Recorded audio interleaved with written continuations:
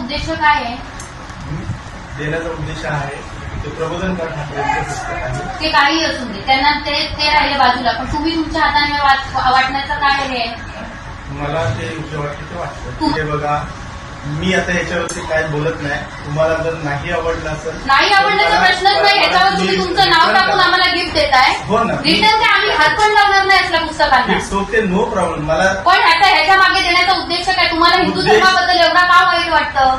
मला काही वाईट वाटलं मग का दिलं तुम्ही आम्हाला ज्यांनी हे? ते पुस्तक लिहिले त्यांनी पण तुम्ही पुस्तक ते आले का? प्रबोधन ठाकरे आम्हाला द्यायला आले का पुस्तक? नाही आले ना. मग तुम्ही का दिलं आम्हाला हे पुस्तक? आमच्या लोकांना हे गिफ्ट म्हणून का वाटलं? तुमच्याकडे एखादी वस्तू नव्हती का वाटायला? तुमच्याकडे दुसरी वस्तू नव्हती का वाटायला? मी तुम्हाला भगवद्गीता देते, तुम्ही इथे बसून वाटणार ना?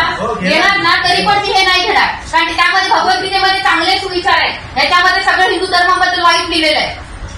ठीक आहे, हरकत नाही. तुम्हाला वाटते मी माफी मागावं. मला मी सगळ्यांना माझं समजते, त्याच्यामुळे तुमच्या भावना दुखवल्या असं मी सगळ्यांच्या समोर माफी मागतो. अजून काय? बस. आणि मला तुम्हाला एक एवढं सांगायचंय, तुम्हाला हिंदू धर्माबद्दल एवढं आहे ना, हिंदू धर्मावाल्या मुलींकडून तुम्ही स्टँडअप घेऊ पण नका. चला.